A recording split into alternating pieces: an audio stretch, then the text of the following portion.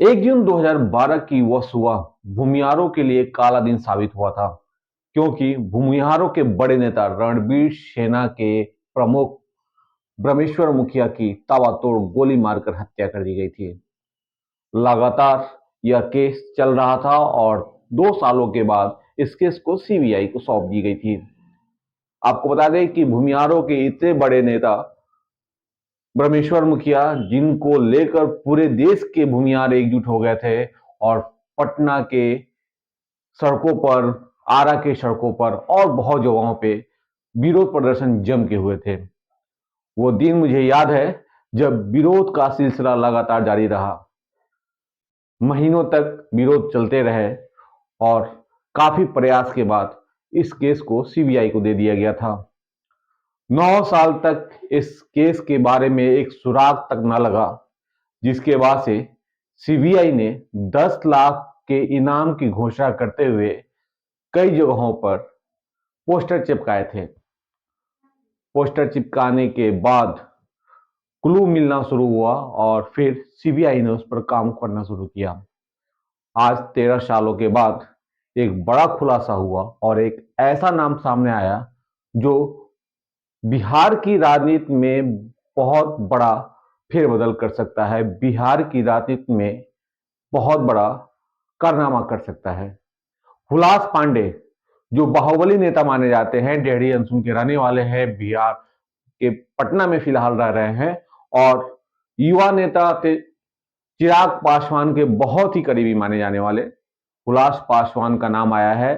CBI ने इस पूरे मामले में चार्जशीट दायर कर दिया है और बार बार ये नाम लिया है कि इस पूरी घटनाक्रम में 8 लोग शामिल थे, जिसमें हुलास पांडे भी शामिल थे, गोली चलाने वाले में और साजिशकर्ता में। हुलास पांडे का नाम आते ही पूरे बिहार की राजनीति एक अलग मोड़ ले रही है।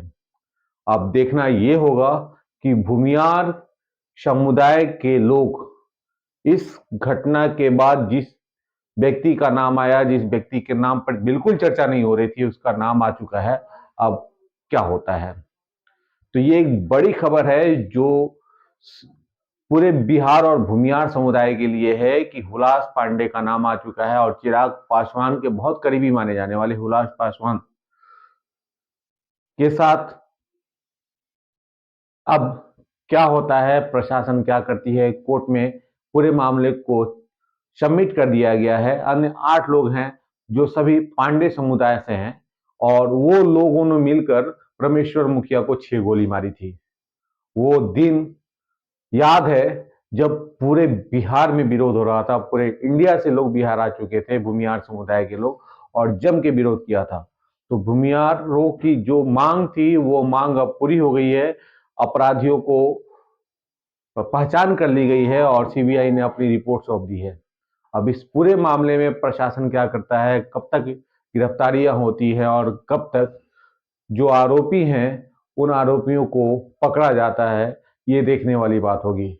आपको बता दें कि इस पूरे खुलासे के बाद बिहार की जो सवर्ण जात के लोग हैं उनका मूवमेंट क्या होगा, इस पे भी गौर करने की बात है, क्योंकि राजनीतिक पहलुआ बदलेंगी। ये एक बहुत बड़ी घटना थी बिहार के लिए और इस घटना के बाद जम के विरोध हुआ था, सरकार की बहुत किरकिरी हुई थी और इसके बाद से लगातार विरोध चलते रहे हैं और 13 साल के बाद जब ये फैसला आया है तो इस फैसले में और जो ये रिपोर्ट सौंपे गए सीबीआई के द्वारा और इस रिपोर्ट में जो नाम आए हैं उसको लेकर लोग चौंके हुए हैं। कौन है ये हुलास पांडे, कहाँ के हैं ये हुलास पांडे, कैसे हैं ये हुलास पांडे।